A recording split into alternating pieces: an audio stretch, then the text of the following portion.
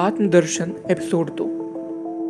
हमने पहले एपिसोड में देखा कि कैसे हम खुद को खो देते हैं और खुद से अनजान होके शारीरिक खुशी इच्छाओं के लिए दौड़ भाग करते हैं।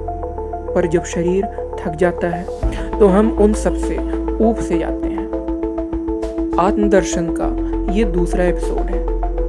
मन और शरीर दोनों एक ही हैं। जब मन करता है तब यह शरीर उन विषयों इच्छाओं का भोग करने के लिए इच्छा रखता है। अगर उसी क्षण मन में बदलाव आ जाए तो शरीर उन सारी चीजों से मुंह मोड़ लेगा। आखिर ऐसा क्यों?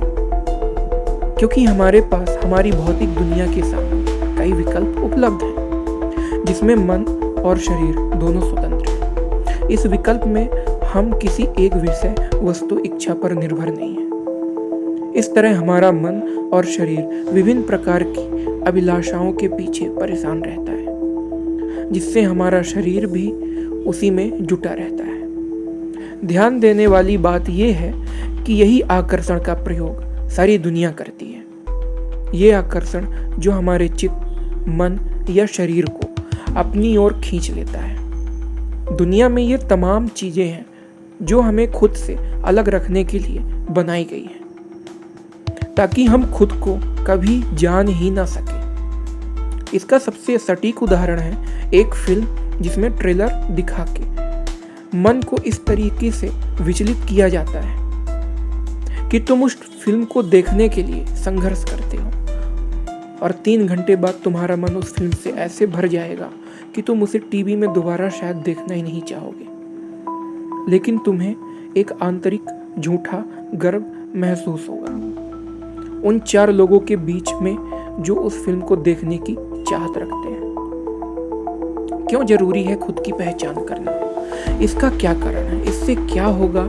ये सब करके हमें क्या कोई फायदा है? ये सवाल अब मन में शायद उठने लगा होगा। खुद की पहचान करने से तुम्हें यह ज्ञान होगा कि तुम कितनी फालतू चीजों में अपने आप को लगा रखे हो। क्या अब तक जो तुम करते आए हो, क्या वो सच में उचित था या नहीं? क्या बचपन से लेके आज तक अंधेरे में रखा गया, दुनिया के आडंबर में उलझा के रखा गया, जिसमें आज तक तुम कभी निकल नहीं पाए? इसका कारण सिर्फ इतना है कि दुनिया में तुम भी एक वस्तु की तरह प्रयोग किए जा रहे हो। घर में, समाज में और इन मायावी दिखावटी दुनिया में क्या फर्क पड़ता है? फर्क इतना है कि तुम उन भीड़ में से नहीं गिने जाओगे। तुम्हें एक अलग छवि से देखा जा सकता है। तुम्हें उन चीजों से खुशी नहीं हो सकती जिन चीजों में शारीरिक खुशी शामिल हो। कारण बस इतना है कि तुम एक वस्तु के लिए आज भी प्रयोग में लाए जा रहे हो। इससे बस इतना ही होगा कि तुम झूठ और सही, वास्तविक और बनावटी, सही और गलत से बच जाओगे।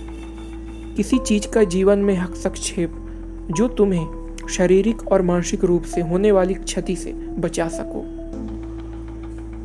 खुद के गहरे रहस्य से उभर सकोगे। फायदा तो भौतिक दुनिया में शारीरिक ऊर्जा नष्ट करने से भी नहीं होगा, लेकिन बहुत कुछ तुम बचा सकोगे। खुद के समय, पैसे और ऊर्जा को। क्या एकदम से समाज में अलग रहना सही है, या क्या समाज से एकदम से अलग हो जाए? समाज, परिवार से अलग होना ये तो संभव नहीं है, लेकिन हाँ, कुछ कुरीति, कुछ फालतू की चीजें, कुछ बेमतलब के आडंबर हैं जिनसे आप बाहर तो नहीं निकल सकते।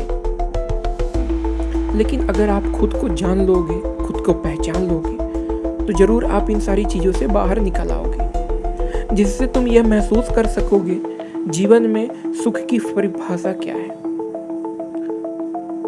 अगर मैं कहूँ तो खुद को पहचानना और समाज, परिवार से तालमेल बनाना दोनों में एक संतुलन हो, जिसमें तुम खुद को जानने में इतना वक्त तो दो ही, ताकि समाज में, परिवार में चल रही अंधी कुरीति से निजात पा सको। कुरीतियों के बारे में जानने से पहले 2 एपिसोड को देखने के बाद हम ये जान लें कि जो व्यक्ति आत्मदर्शन से दूर रहता है, जिसे आत्मदर्शन का अर्थ भी नहीं पता, उसे यह सारी बातें एक मूर्खों की तरह लगेंगी। ज़्यादा कुछ नहीं, बस वह खुद को जानने की कोशिश करने से बचता है और वो ये समझता है कि ये सारी चीज़ें जो बताई गई ये सब मूर्खता है।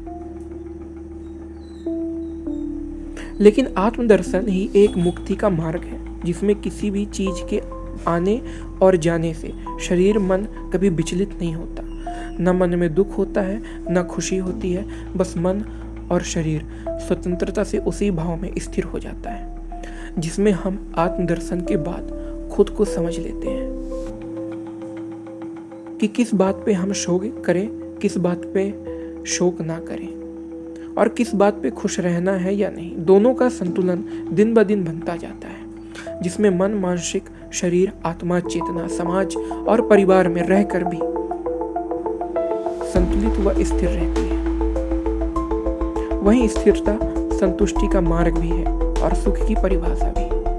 आत्मदर्शन वह ज्ञान है जिसमें मनुष्य अपने आत्मा, शरीर, मन, मस्तिष्क और चेतना को समाज, परिवार और दुनिया से इस प्रकार संतुलित करता है जिससे उसे यह ज्ञान हो सके कि वह किन चीज़ों पर समय बर्बाद कर रहा था और जो चीज़ उसके फायदे की थी वो उससे आज तक दूर ही रह गया।